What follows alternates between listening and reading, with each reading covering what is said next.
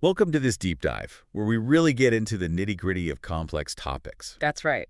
Today we're plunging right into the heart of physics. We're focusing on what really drives the field forward, the big unsolved problems. hmm These aren't just, minor puzzles. They mark the absolute limits of what we currently understand.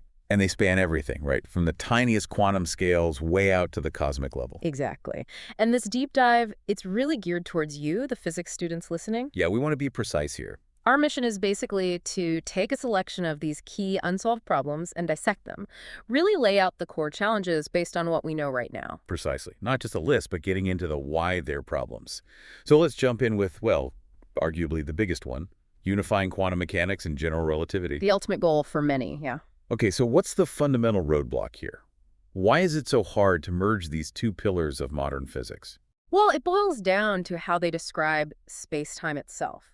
General relativity, or GR, treats it as this smooth, continuous fabric. It dynamically curves, in response to mass and energy. It's the stage. Right, the cosmic state. But quantum mechanics tells us that down at the smallest scales, things like energy and momentum are quantized. They come in discrete packets, little chunks. Not smooth at all. Not smooth.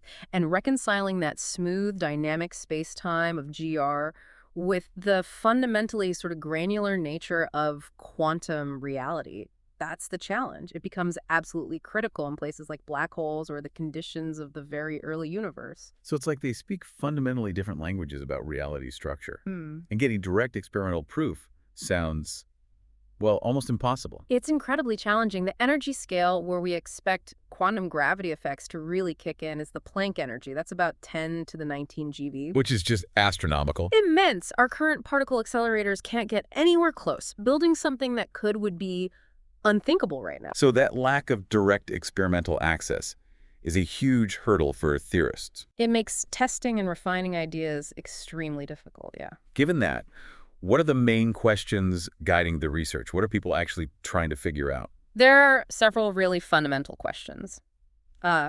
First, can we even formulate a consistent quantum field theory that successfully incorporates gravity? Is it even possible within that framework? Right. Then, is space-time fundamentally continuous, like GR assumes, or is it actually discrete at the Planck scale, like pixels on a screen almost? Okay. Are we looking for a particle, a graviton, that carries the gravitational force similar to photons for electromagnetism?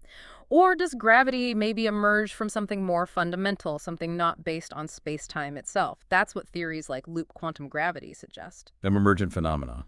Interesting. And could there be tiny, subtle deviations from GR's predictions in extreme situations that might give us clues about the underlying quantum theory? It almost feels like a philosophical question, too. What is spacetime, really? Absolutely. In GR, it's an active player. It interacts with matter and energy. But in standard quantum mechanics, it's more like a fixed background, a stage where quantum events just happen. So which is it? Quantized itself, or just something that arises from deeper quantum stuff? That difference in perspective is a core part of the challenge. But you mentioned we can't do Planck scale experiments. Are there other ways, maybe more indirect ways, to look for clues? Yes, and this is where things get quite ingenious. Researchers are trying to find really subtle quantum gravitational effects, but at much lower energies that we can access. Like tabletop experiments. Exactly. Extremely sensitive measurements, maybe looking at how photons behave, searching for tiny signatures that might betray the quantum nature of gravity underneath it all. These low-energy probes are vital given the limitations. Okay, and then there are these really ambitious theoretical ideas, like superstring theory, that talk about extra dimensions.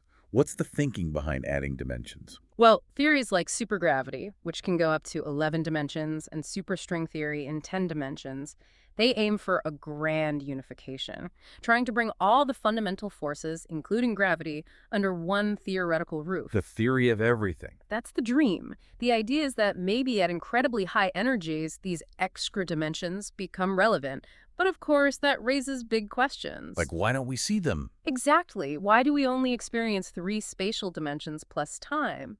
And crucially, can these theories actually make predictions we can test? String theory does offer some ideas, like the fuzzball concept as an alternative to black hole singularities, which might potentially have observable consequences. Buzzballs instead of singularities. Yeah, but bridging the gap between these very high energy theories and experiments we can actually do remains a huge, huge challenge. So let's stick with the Planck scale for a moment. Yeah. If space-time might break down there at around 10 to the minus 35 meters, what do physicists imagine is happening? Right, that's where the smooth picture of GR is expected to just dissolve into quantum foam, basically. Quantum fluctuations taking over. Fun. Yeah, a sort of turbulent, uncertain geometry. Loop quantum gravity explicitly proposes that space-time has a fundamental granularity, like atoms of space. Discrete units. Whereas string theory suggests that what we call space-time might be an emergent property arising from the vibrations of fundamental strings or membranes. So different pictures, but both suggesting continuity breaks down. Exactly. And a major challenge is understanding how our smooth, classical spacetime, the one we experience, actually emerges from these underlying quantum descriptions. There are mathematical tools, like the ADAS-CFT correspondence, that offer some insights here. What's that, briefly? It's a mathematical duality. It connects a theory with gravity and a certain kind of curved spacetime, anti-de Sitter space, to a quantum field theory without gravity living on its boundary in one lower dimension. It's a powerful theoretical laboratory for studying emergence. Fascinating. Okay, let's shift from the incredibly small to the incredibly dense black holes. They seem to present a real paradox. What's the core of the black hole information paradox? Ah, yes, the information paradox. It's a fundamental clash between general relativity and quantum mechanics about what happens to information. How so? Well, GR predicts that anything falling into a black hole gets crushed into a singularity, a point of infinite density. And according to the no-hair theorem in classical GR, all the information about what fell in is lost. The black hole is only defined by its mass, charge, and spin. Nothing else. No details, no hair. Right. But a core principle of quantum mechanics is that information cannot be destroyed. It has to be conserved. So where does the information go when something falls into a black hole? And then Stephen Hawking predicted Hawking radiation, particles emitted by black holes due to quantum effects near the event horizon. But initially, that radiation seemed to make the problem worse. Exactly. Initially, Hawking radiation was calculated to be purely thermal, completely random. If that were true, then as the black hole evaporates by emitting this radiation, the information about what fell in would be lost forever, a clear violation of quantum mechanics. So what are the possibilities? Well, several key questions arise. Does Hawking radiation, maybe in some very subtle way, actually encode the lost information? What happens if the black hole evaporates completely? Does the information vanish, or is there some kind of remnant left behind? Or maybe there are other ways for information to get out. Like the fuzzball idea you mentioned. That's one potential resolution from string theory. If black holes aren't singularities but complex information-storing structures, fuzzballs, then maybe information is never truly lost. It also makes you question how strictly the no-hair theorem applies once you factor in quantum effects. Okay, let's move to another cosmic puzzle with huge implications. The cosmological constant problem? What's the issue there? This one's a big one. The cosmological constant, usually written as lambda, represents the energy density of empty space itself, the vacuum energy. It's energy of nothing. Sort of, yeah. Quantum field theory predicts that empty space should be fizzing with virtual particles popping in and out of existence, and this should give space-time a very large energy density. Okay, sounds reasonable. So what's the problem? The problem is, when we measure the actual energy density of the vacuum by observing the accelerating expansion of the universe, the value we get is tiny. It's about 120 orders of magnitude smaller than the basic theoretical prediction from quantum field theory. Wait, 120 orders of magnitude. That's not just wrong, that's spectacularly wrong. It's arguably the worst theoretical prediction in the history of physics. This enormous discrepancy is a major, major headache. I can imagine. What are the potential ways out of this? How could the theory be that far off? Well, there are a few main lines of thought. One is that maybe there's some unknown physical principle, perhaps asymmetry like supersymmetry, that forces the different contributions to the vacuum energy to cancel each other out almost perfectly. But supersymmetry hasn't shown up where we expected it, right? And not yet. At least not at the energy scales probed by the LHC. So that's looking less likely, or at least more complicated. Another idea is that maybe our understanding of gravity itself is incomplete, especially on cosmic scales. Modified gravity theories, Changing Einstein's theory. Potentially. Or maybe quantum gravitational effects somehow conspire to make the cosmological constant small. Higher dimensional theories, like string theory, also offer possibilities where the value we see in our 4D spacetime is small due to the geometry of the extra dimensions. But honestly, no solution is widely accepted yet. Okay, sticking with GR's stranger predictions. What about cosmic censorship and chronology protection? Sounds like something out of sci-fi. They kind of do. GR predicts singularities, these points of infinite density like inside black holes. Roger Penrose proposed the cosmic censorship hypothesis. It basically conjectures that singularities are always hidden behind event horizons. You can never have a naked singularity, one visible to the outside universe. Why would that be important? Because if naked singularities existed, predictability would break down. GR couldn't predict the future near one. But it's still just a hypothesis, not rigorously proven. And chronology protection. Sounds like stopping time travel. Pretty much. GR's equations also allow for the possibility of closed time-like curves, or CTCs. These are paths through space-time that loop back on themselves, theoretically allowing travel into the past. The grandfather paradox and all that. Exactly. Stephen Hawking proposed the chronology protection conjecture, suggesting that the laws of physics themselves, probably involving quantum gravity effects we don't understand yet, will always intervene to prevent CTCs from actually forming. But again, it's a conjecture without definitive proof. These ideas really stretch how we think about space and time. Now, another revolutionary concept is the holographic principle. What's the core idea there?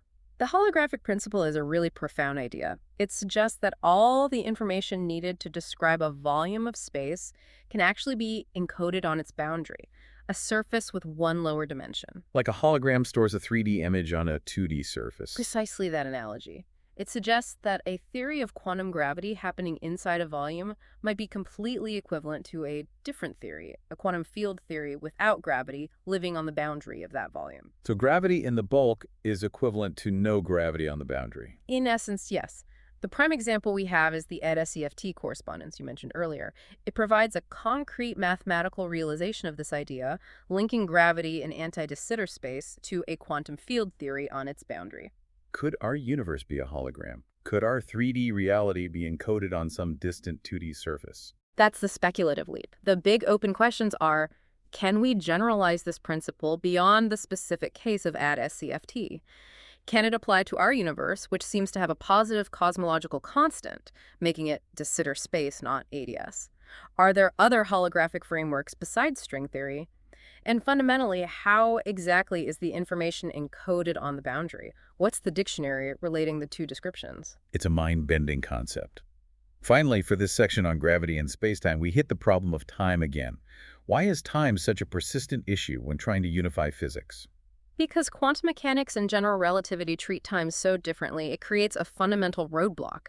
In standard quantum mechanics, time is usually treated as an external parameter, a universal clock ticking away in the background, dictating how quantum systems evolve. Like Newton's absolute time. Kind of, yeah.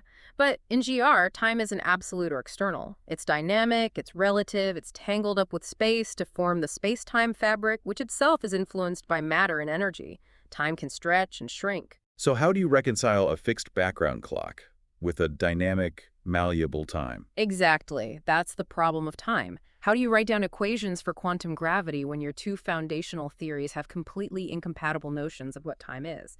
Some approaches try to eliminate time as a fundamental concept altogether. Others try to quantize time itself or try to build GR's dynamic time into a quantum framework. It's a deep, deep problem. Okay, wow. We've wrestled with gravity and spacetime. Let's switch gears now and dive into the world of particles, into the Standard Model and its own set of mysteries. A huge one here is the hierarchy problem. What exactly is the hierarchy that's problematic? The hierarchy problem highlights a massive, unexplained gap between the energy scales of fundamental forces. Gravity is incredibly weak compared to the others. Its characteristic energy scale is the Planck scale, around 1019 G, as we said. Okay, very high energy, very weak force at low energies. Right. But the electroweak force, which governs things like radioactivity and is unified with electromagnetism, operates at a much, much lower scale, around 100 JeVs, the scale associated with the Higgs boson mass. So a huge difference in scales. Why is that a problem? It becomes a problem when you look at the Higgs boson's mass, which is about 125 JeV. In quantum field theory, the calculated mass of a particle receives contributions or corrections from interactions with virtual particles. For the Higgs, these quantum corrections are expected to be enormous, proportional to the square of the highest energy scale in the theory. Which could be the Planck scale. Exactly. So unless something cancels these corrections out, the Higgs mass should naturally be driven up towards the Planck scale 1019 GeV, not the 125 GeV we observe. So to get the observed mass, you need an unbelievable amount of fine-tuning, like two huge numbers canceling out almost perfectly. Precisely. An unnatural, extreme fine-tuning is required. It suggests that the standard model is incomplete, that there must be some missing physics near the electroweak scale that stabilizes the Higgs mass. That degree of fine-tuning does seem really unlikely to be just coincidence. What kind of missing physics could solve this? Well, the classic proposed solution was supersymmetry, or SEUI. It postulates a partner particle for every known particle. These partners would have different spin properties and could contribute quantum corrections that naturally cancel the problematic ones for the Higgs. But we haven't found any cis-USY particles. Not at the energies probed so far by the Large Hadron Collider, which is a disappointment for the simplest CUI models. Other ideas include theories with extra spatial dimensions. In some models, these extra dimensions could effectively lower the true Planck scale, making the hierarchy less extreme. Bringing gravity scale down closer to the others. Kind of, yes. Or there are even anthropic arguments, which are a bit more philosophical. They suggest maybe the Higgs mass is what it is, simply because if it were different, stars wouldn't form correctly, or atoms wouldn't be stable, and we wouldn't be here to observe it. A less satisfying answer for many physicists, I imagine. For many, yes. It doesn't explain the why in terms of fundamental principles. Now, the standard model works incredibly well, but it doesn't predict everything. Many values, like particle masses, just have to be plugged in from experiments, right? That's a key point. The standard model has about 19 fundamental parameters. Things like coupling constants and particle masses whose values are not determined by the theory itself. They have to be measured experimentally and put in by hand. And a lot of those are the masses. A large fraction, yes. The masses of the quarks and the charged leptons, electron, muon, tau. What's really puzzling is that these masses seem almost random, spanning a huge range. And then there's the mystery of why there are 3 generations of these fundamental fermions. Right, like the electron, muon, and tau are copies of each other, just heavier. Same for the quarks. Exactly. Each generation is significantly heavier than the last. The standard model gives absolutely no explanation for why there are precisely 3 generations, or why their masses have the specific ratios they do. It just is. Seems arbitrary. And speaking of mass mysteries, neutrinos were originally thought to be massless in the standard model, but we know that's wrong now. Yes, the discovery of neutrino oscillations was a major breakthrough, proving physics beyond the original standard model. Neutrinos clearly change flavor electron, muon, or tau type as they travel. An oscillation requires mass. It absolutely requires them to have mass and for the masses to be different. However, oscillation experiments only tell us the difference between the squares of the masses, not the absolute mass scale. We still don't know how heavy the lightest neutrino is. So finding the actual neutrino masses is a big goal. A huge experimental effort. Techniques involve looking very precisely at beta decay energy spectra, or searching for a hypothetical process called neutrinoless double beta decay. What would that tell us? If observed, it would not only help pin down the mass scale, but also prove that neutrinos are Majorana particles, meaning they are their own antiparticles. Yeah. Very profound. There's another neutrino puzzle, the mass hierarchy. Right. We know there are 3 mass states, but we don't know if 2 are close together and one is much heavier, normal hierarchy, or if one is much lighter than the other 2, inverted hierarchy. Experiments are working hard to figure that out. And there are even hints of more types of neutrinos. Yes, intriguing anomalies in some experiments, like the gallium solar neutrino results or the LS&D and mini-Boon experiments, have hinted at the possibility of sterile neutrinos. These wouldn't interact via the weak force like the known neutrinos, only via gravity. Still highly debated, though. Okay, let's move to one of the biggest cosmic mysteries connected to particle physics. Yeah. The matter-antimatter asymmetry. Why is there so much stuff, basically? Right. The Big Bang model predicts that the very early universe should have produced almost exactly equal amounts of matter and antimatter. And matter plus antimatter equals? Annihilation. They should have wiped each other out, leaving behind mostly photons, radiation, and very little matter. But clearly, we live in a universe overwhelmingly dominated by matter. Galaxies, stars, planets, us. It's all matter. So where did all the antimatter go? Or rather, why was there slightly more matter to begin with? That's the question. There must have been some process in the very early universe, called baryogenesis, or leptogenesis if it involved leptons first, that created a tiny imbalance, maybe one extra matter particle for every billion matter-antimatter pairs. Let a tiny bit extra survive the annihilation. What conditions are needed for that?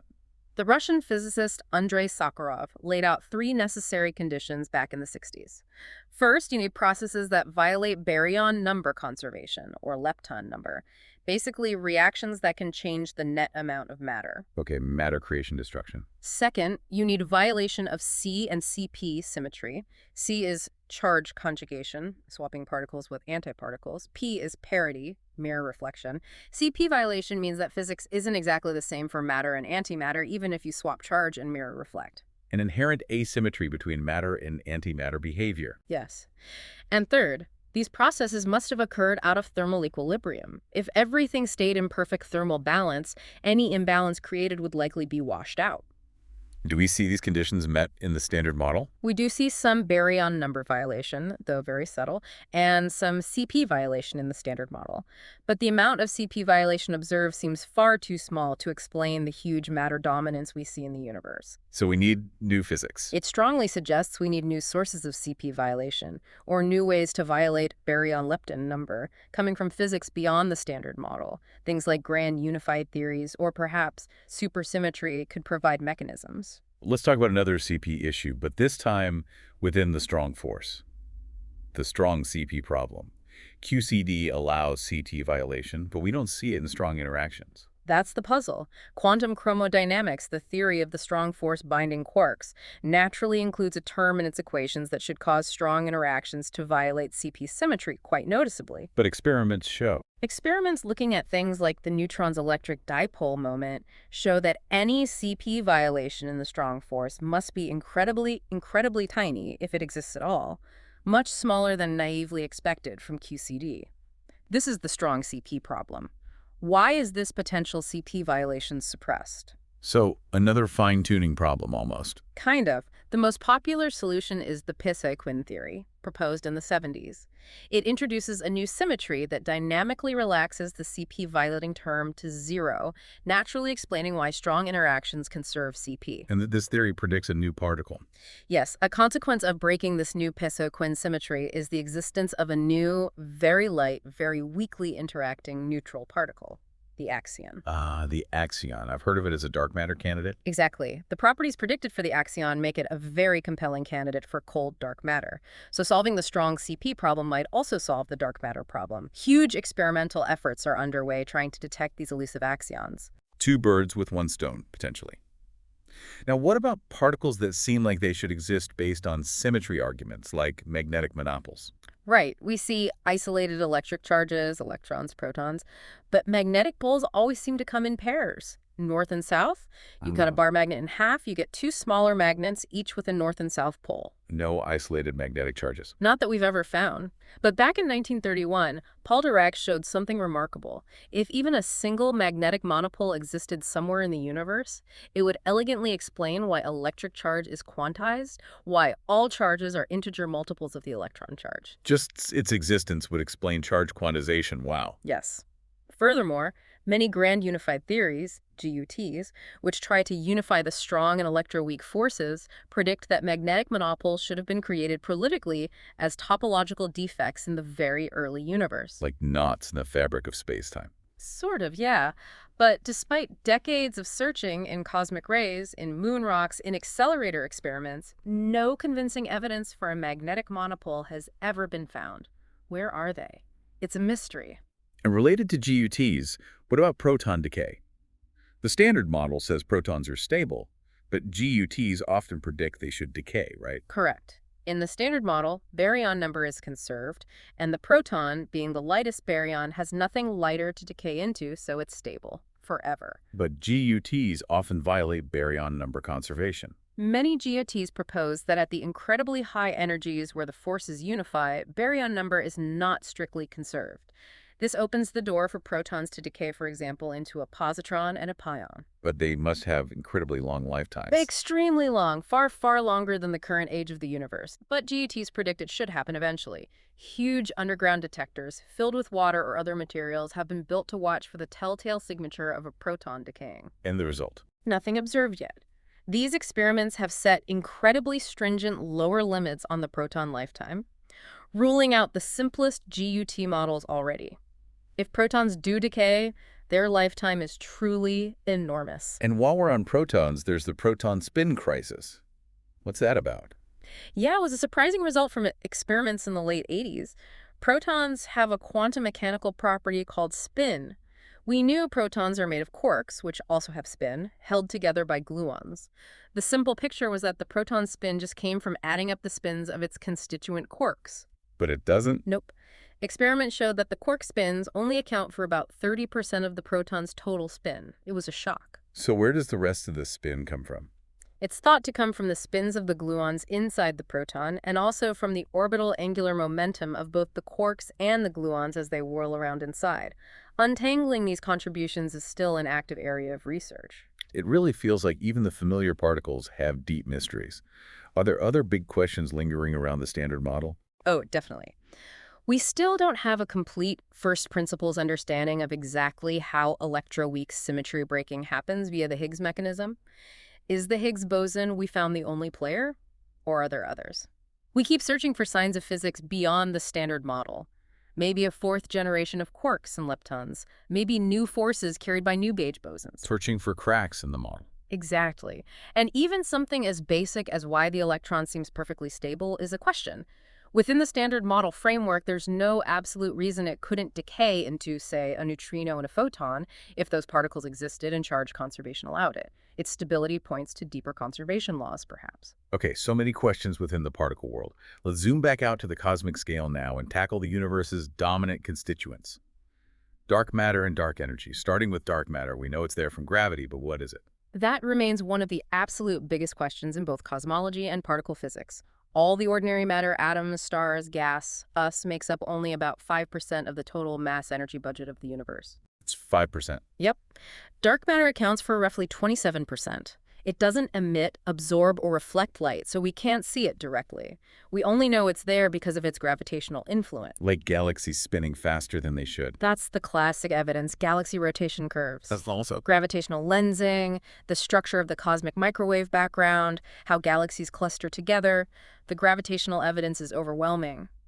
But its identity, that's the mystery. What are the leading candidates? Well, there's a zoo of possibilities. For a long time, the frontrunners were WIMPs weakly interacting massive particles.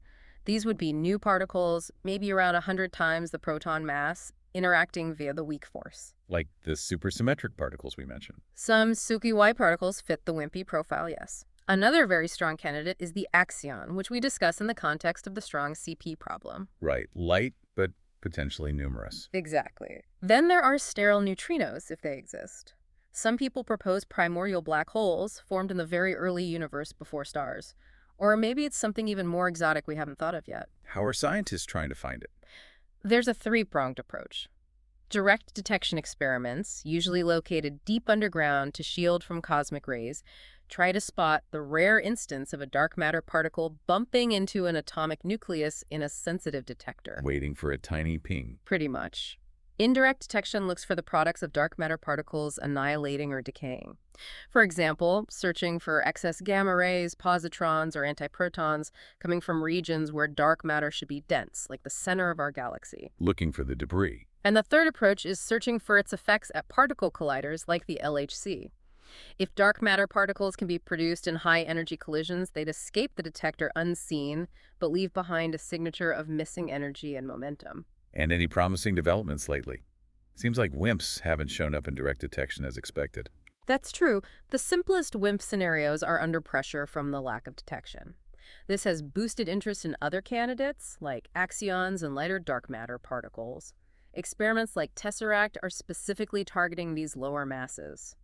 There's a lot of focus on novel detection strategies now. Broadening the search. Exactly. Plus, large astronomical surveys like DSI, Dark Energy Spectroscopic Instrument, are mapping the distribution of millions of galaxies, giving us incredibly precise information about how matter clusters, which constrains dark matter's properties. Yeah. And people are looking for other signatures, like exotic signals in cosmic rays, or limits from specialized instruments like the Weinert spectrograph. The hunt is very much on. Okay, so that's dark matter, about 27% of the universe, pulling things together. But the biggest chunk, around 68%, is dark energy, which is doing the opposite, pushing things apart. That's right. The discovery in the late 1990s that the expansion of the universe isn't slowing down due to gravity, but is actually accelerating, was a complete shock. It won a Nobel Prize. Because gravity should be pulling everything back together. You'd think so.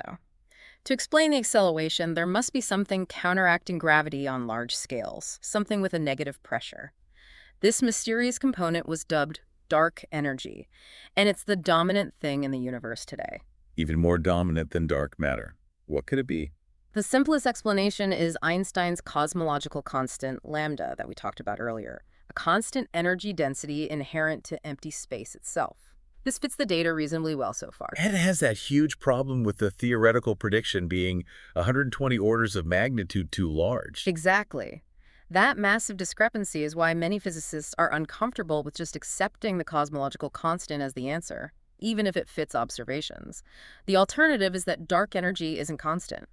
Maybe it's due to some kind of dynamic field permeating space, often called quintessence, whose energy density can change over cosmic time. A field that evolves. Yes, its energy density would decrease slowly or maybe even increase, causing the acceleration rate to change over time. And are we getting any closer to figuring out if it is constant or not? You mentioned DSI earlier. Yes, this is a huge focus for current and upcoming cosmological surveys. Recent results from DSI, released in 2024, and with more analysis ongoing, are providing the most precise measurements yet of the universe's expansion history. There are some intriguing, though still tentative, hints in the data that dark energy might not be perfectly constant. Oh, really? Evolving dark energy. It's still early days and needs confirmation, but if these hints hold up, it would be revolutionary. It would rule out the simple cosmological constant model and point towards new physics, maybe new fields or modifications to gravity. And it would have big implications for the future of the universe. Absolutely. And it also sharpens the coincidence problem. Why are the energy densities of dark matter and dark energy roughly comparable today? Matter density falls as the universe expands, while a cosmological constant stays constant. If dark energy is dynamic, maybe there's a reason they are similar now. So depending on what dark energy does, the universe's fate could be very different. Completely. The Big Bang Theory gives us a great picture of the universe's evolution from a hot, dense state, but it doesn't explain the initial conditions or what came before. The ultimate fate depends critically on dark energy's behavior. What are the possibilities? If dark energy is a constant, lambda, the expansion will accelerate forever, leading to a big freeze or heat death where everything becomes cold, dark, and isolated. If dark energy's density increases over time, phantom energy, it could lead to a big rip where eventually even atoms get torn apart. Thanks. If dark energy were to somehow reverse sign and become attractive, it could cause the expansion to halt and reverse, leading to a big crunch collapsing back in on itself. And then there are more speculative ideas like a cyclic universe, a big bounce, where a crunch leads to a new bang. It all hinges on the nature of dark energy. And we still don't even know how big the universe truly is, right, or its overall shape. Correct. Our observable universe has a diameter of about 93 billion light years. Limited by the distance, light has had time to travel to us since the Big Bang. The universe beyond that could be vastly larger, perhaps even infinite. We also don't know its overall geometry or topology. Is it flat, positively curved like a sphere, or negatively curved like a saddle? Current measurements suggest it's very close to flat, but we can't be certain. Now, a basic assumption in cosmology is the cosmological principle that on large enough scales, the universe looks the same everywhere and in every direction. Homogeneous and isotropic. Is that holding up? It's a foundational assumption of the standard lambda CDM model, and it's supported incredibly well by observations like the near-perfect uniformity of the cosmic microwave background radiation, seen. Moving afterglow of the Big Bang. Exactly. But some tensions and anomalies have emerged that make people question if the principle is perfectly accurate, or if maybe our standard model is too simple. Like, Well, there's the Hubble tension. Different methods of measuring the current expansion rate, the Hubble constant, are giving significantly different answers. That's a major puzzle. There are also some strange features in the CMB, like large-scale temperature variations or alignments that seem statistically unlikely. Anomalies in the baby picture of the universe. Yes, and some researchers explore whether the effects we attribute to dark energy, like accelerating expansion, could potentially be explained by us living in a particularly underdense region of the universe, mimicking acceleration, although this is generally considered unlikely.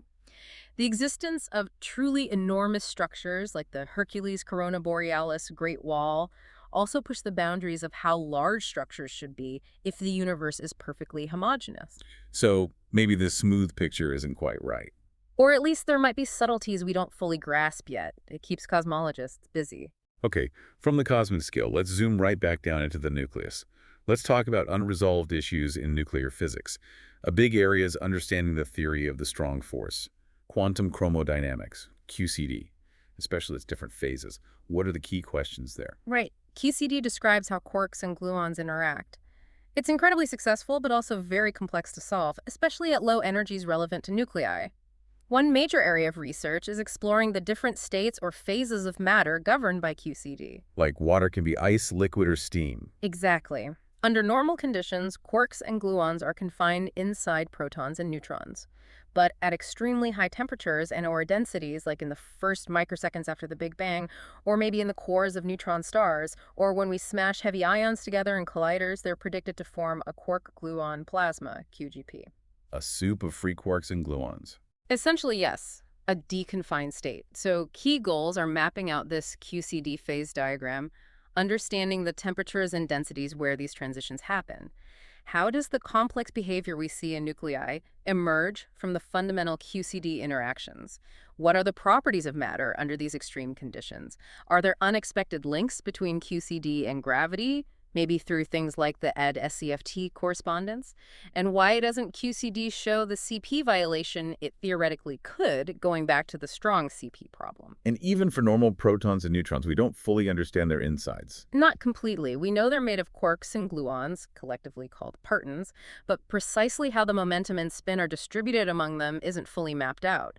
The parton distribution functions, especially for gluons or for partons carrying extreme fractions of the nucleon's momentum, are still being refined. And the spin crisis we mentioned earlier fits in here too. Absolutely. Understanding the contributions of quark spin, gluon spin, and orbital angular momentum to the proton spin is a major ongoing effort in nucleon structure. People also look for more exotic components inside, like hints of intrinsic heavy quarks, like charm, that aren't just created in high-energy interactions, but might be part of the nucleon's fundamental structure. What about the force between protons and neutrons, the nuclear force that holds nuclei together? How does that connect to QCD? The nuclear force isn't fundamental in the same way the strong force between quarks is. It's more like a residual effect, analogous to how forces between neutral atoms, van der Waals forces, are residual electromagnetic effects. A leftover interaction. Right. We have very successful effective theories describing the nuclear force, often based on the exchange of particles called mesons. But deriving the nuclear force directly and completely from the underlying QCD equations is still a work in progress, computationally very intensive. Key questions involve understanding the force at very short distances inside the nucleus and how it determines nuclear properties, especially for isotopes far from stability. This is crucial for nuclear astrophysics, too. Understanding how stars make elements. Exactly. The reactions depend critically on nuclear structure and forces. You mentioned creating the quark-gluon plasma and colliders. What are the big unknowns about the QGP itself? Well, we're still trying to pin down the precise temperature and density needed for the transition. How exactly does the energy from the colliding ions get stopped and converted into this hot, dense medium? Why do simple statistical models seem to describe the particles that eventually emerge from the QGP so well? How are properties like quark flavor conserved or changed within the plasma? And it behaves strangely, right? Like a liquid. Yes, one of the most striking discoveries is that the QGP behaves like an almost perfect fluid with incredibly low viscosity, resistance to flow, much lower than expected, closer to a theoretical minimum. Understanding why it's such a perfect liquid is a major focus. Specific models describing the initial state, like the color glass condensate, are also being tested against experimental data. And finally, for nuclear physics, what about specific puzzles with nuclei themselves? or their role in the universe? There are quite a few. There's a nagging discrepancy between different methods used to measure the neutron's lifetime, how long a free neutron lasts before decaying. It's a small difference, but persistent and unexplained. Hmm. Fundamental constants should agree. They should. Researchers are also pushing the frontiers of nuclear charts, studying exotic ways nuclei near the limits of stability can be excited, and how these properties affect nucleosynthesis in stars. What is the equation of state of matter inside neutron stars? How does pressure relate to density? It dictates how massive they can be. Where exactly were all the heavy elements made? Our process nucleosynthesis details are still debated. And simply, what's the heaviest element that can possibly exist, even fleetingly? So many layers to peel back, even within the nucleus. Okay, let's shift gears again, this time to condensed matter physics, the physics of solids and liquids. A classic unsolved problem here is high-temperature superconductivity.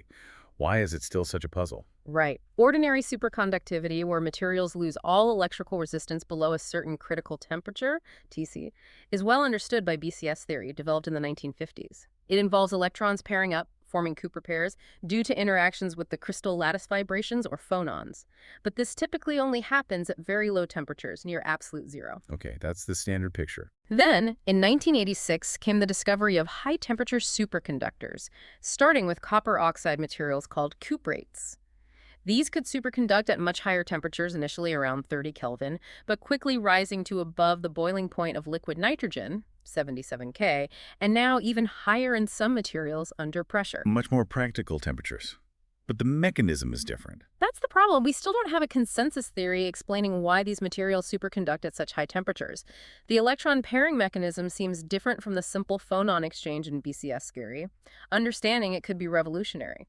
Imagine room temperature superconductors. Power lines with no loss, super fast electronics. Exactly, a technological game changer. And there's been a lot of recent activity and progress, which is exciting. Oh, like what? Well, new families of superconductors are being discovered, like the nickelates, providing different systems to study. There's work on making these materials stable at ambient pressure.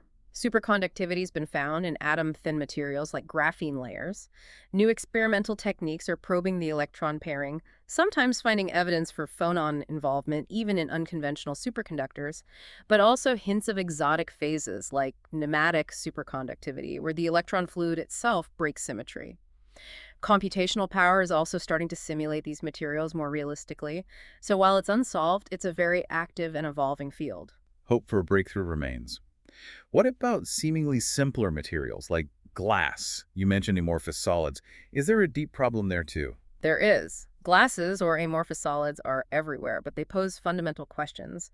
Unlike crystals, they lack long-range repeating order in their atomic structure. They're basically liquids that got stuck before they could crystallize when cooled quickly. Frozen liquids.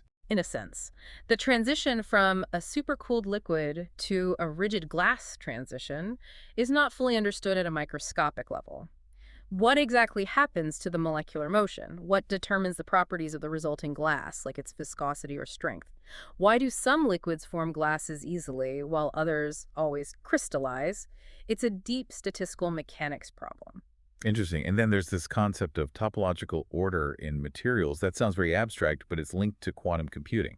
Yes, topological order is a really fascinating concept that goes beyond the usual way we classify phases of matter based on symmetry breaking, like liquid versus solid.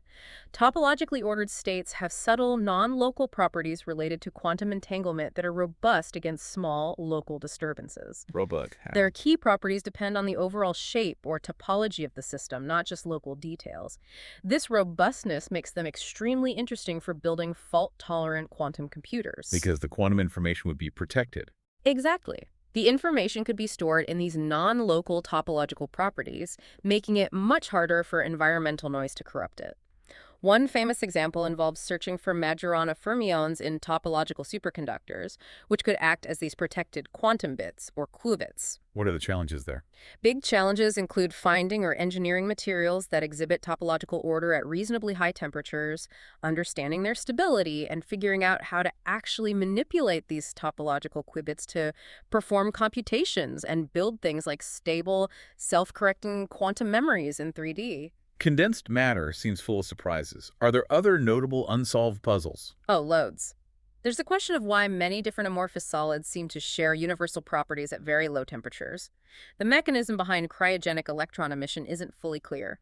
Sonoluminescence light from collapsing bubbles is still a bit baffling. Light from sound waves in liquid. Yeah. How gauge blocks, perfectly flat metal blocks, stick together so strongly, ringing, isn't fully explained. The fractional quantum Hall effect at a specific filling fraction might involve exotic particles with non-abelian statistics, crucial for some quantum computing schemes. The list goes on: liquid crystal transitions, quantum dot optics, metal whisker growth, tiny discrepancies in superfluid helium's properties, even theoretical curiosities like the Scharnhorst effect, suggesting light might travel faster than a ska between closely spaced plates. It's a rich field. Absolutely. Okay, let's move from solids to fluids. Fluid dynamics and turbulence seem like areas where intuition often fails. There's a fundamental mathematical challenge here too, right? Yes, a huge one. The Navier-Stokes equations are the bedrock equations describing the motion of viscous fluids like water or air. They work incredibly well in practice for many situations. But there's a catch. The catch is a deep mathematical question. Can we prove that for any reasonable starting condition, smooth, physics-realistic solutions to these equations always exist for all time? Or can solutions develop singularities, points where velocities or pressures become infinite in finite time? This is the Navier-Stokes existence and smoothness problem. And a solution developing a singularity might represent. It might correspond mathematically to the onset of turbulence, that chaotic, swirling motion we see in fluids. Proving existence and smoothness, or finding a counterexample where solutions break down, is one of the Clay Mathematics Institute's Millennium Prize problems, a million-dollar question. And turbulence itself, beyond the math problem, is still not fully understood theoretically. Not even close to fully understood. We experience turbulence everywhere, in water flowing from a tap, in smoke rising, and weather patterns. It's characterized by chaotic, unpredictable motion with swirling eddies across many scales. But we lack a complete theory that can predict its detailed statistical properties directly from the Navier-Stokes equations. We have models and simulations, but not a fundamental theory. Exactly. We have useful empirical descriptions, like Kolmogorov's famous laws describing how energy cascades from large eddies to smaller ones. But deriving these rigorously from first principles is still largely an open challenge. Key questions involve understanding exactly how turbulence starts, how it sustains itself, how it decays, how it interacts with boundaries, and even fundamental questions about how deterministic equations can lead to such chaotic behavior. Predicting something seemingly simple, like aerodynamic drag, with high accuracy in turbulent flows remains incredibly difficult. And within fluid-like behavior, there's the strange case of granular materials, like sand or nuts. Yes, granular materials behave in ways that are part fluid, part solid, and part something else entirely. One weird phenomenon is granular convection. If you shake a container of mixed-sized particles, the larger particles often rise to the top. The Brazil nut effect. I put one Brazil nut in a jar of peanuts, shake it, and it pops up. That's the classic example. Why does that happen? It's the opposite of what you might expect from buoyancy. The mechanisms aren't fully clear, but seem to involve how voids open up and allow smaller particles to trickle down, complex friction between grains, and maybe vibrational effects. It's definitely not simple fluid convection driven by density differences. Fascinating everyday mystery. Okay, we've toured through particles, cosmos, nuclei, materials, fluids. Let's step back now and look at some really deep foundational questions about how we interpret physics and reality itself. Starting with quantum mechanics, despite its incredible success, we still argue about what it means. We absolutely do. Quantum mechanics gives us the mathematical tools to make fantastically accurate predictions about the outcomes of experiments. But what it's telling us about the fundamental nature of reality is still hotly debated. What's the core puzzle? It's often framed around the measurement problem. Quantum theory describes systems using wave functions that can exist in superpositions, being in multiple states at once. But when we measure a property, we only ever get one definite outcome. How does the fuzzy quantum description wave function transition to the concrete classical reality we experience? What constitutes a measurement? Does consciousness play a role? Where is the boundary between the quantum and classical worlds? And there are different ways to think about this, different interpretations. Many different interpretations, none universally accepted. The traditional Copenhagen interpretation talks about wave function collapse upon measurement, but doesn't fully define measurement. The many-worlds interpretation suggests the universe splits into parallel branches for every possible outcome. No collapse, but a constantly branching multiverse. Bohmian mechanics proposes hidden variables and pilot waves guiding particles, so they always have definite positions. Consistent histories tries to assign probabilities to entire sequences of events. They all try to make sense of quantum phenomena, but they offer radically different pictures of reality, and it's hard to experimentally distinguish between them. So the math works, but the underlying picture is murky. Another deep one is the arrow of time. Why does time only seem to flow forward? That's a profound question because the fundamental laws of physics, whether classical mechanics, electromagnetism, relativity, or even quantum mechanics mostly, look symmetric in time. They work just as well forwards as backwards. The equations don't care about past or future. Largely no. Yeah. Yet our everyday experience has a clear direction. Eggs break but don't unbreak. Entropy increases. We remember the past but not the future. So where does this arrow of time come from? What's the leading explanation? The standard explanation relies on the second law of thermodynamics. The total entropy, a measure of disorder of a closed system, tends to increase over time. The idea is that the universe started in a very special, highly ordered, low entropy state just after the Big Bang. An incredibly improbable initial state. Extremely improbable, yes. And because it started so ordered, its subsequent evolution has been overwhelmingly towards states of higher entropy, higher disorder. This increase in entropy defines the direction of time we experience. But that pushes the question back. Yeah. Why was the initial entropy so low? Exactly. That's the deeper mystery. Why did the universe begin in such a special state? Is there a connection between this thermodynamic arrow, the cosmological arrow, the fact the universe is expanding, and our psychological perception of time? Does the tiny amount of time asymmetry, CP violation, seen in particle physics play a role? It's still debated. And what about locality? The idea that things can only influence their immediate neighbors. Quantum entanglement seems to challenge that, doesn't it? It certainly seems to. Locality is a bedrock principle of classical physics and relativity. Influence shouldn't travel faster than light, but quantum entanglement links particles together no matter how far apart they are. The spooky action at a distance Einstein disliked. That's the one. Measuring a property of one entangled particle instantly influences the properties of the other, faster than light could travel between them. Now, crucially, you can't use this to send information faster than light, so it doesn't violate causality in that sense. So no instantaneous phone calls across the galaxy. Right. But it does suggest a fundamental non-local connection in nature. What is the scope of this non-locality? What does it tell us about the structure of space-time or the right interpretation of quantum mechanics? These are still open questions. And we keep bumping into the problem of time again as a foundational issue blocking unification. Yes, the clash between QM's external clock and GR's dynamic time remains a fundamental incompatibility at the deepest level, hindering progress towards quantum gravity. Finally, just briefly, what about the quantum mind idea? Is quantum mechanics relevant to consciousness? This is a very speculative and quite controversial area. The idea is that maybe quantum effects, like superposition or entanglement, play a direct functional role in how the brain works, perhaps even being essential for consciousness itself. The Orcher theory involving quantum processes in microtubules within neurons is one example. But it's not mainstream thinking. Not at all within neuroscience or physics generally. The main objection is decoherence. The brain is a warm, wet, noisy environment. Any delicate quantum states are expected to collapse almost instantly due to interactions with their surroundings, long before they could do anything useful for computation or consciousness.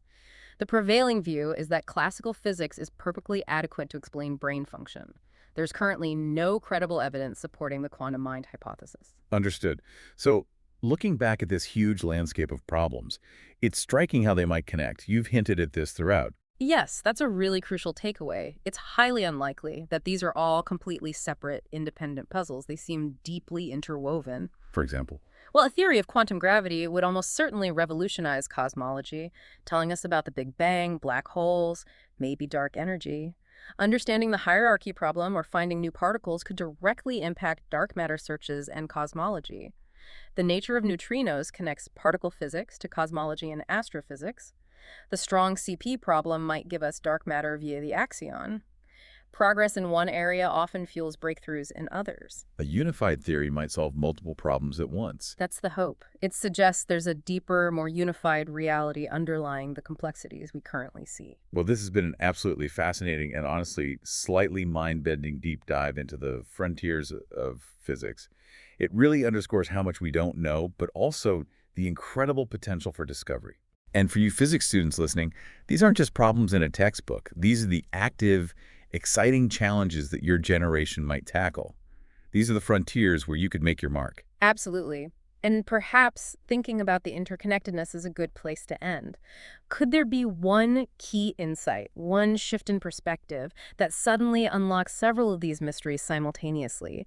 Is the universe waiting to reveal a much simpler, more elegant underlying unity than our current theories suggest? A powerful thought to keep exploring.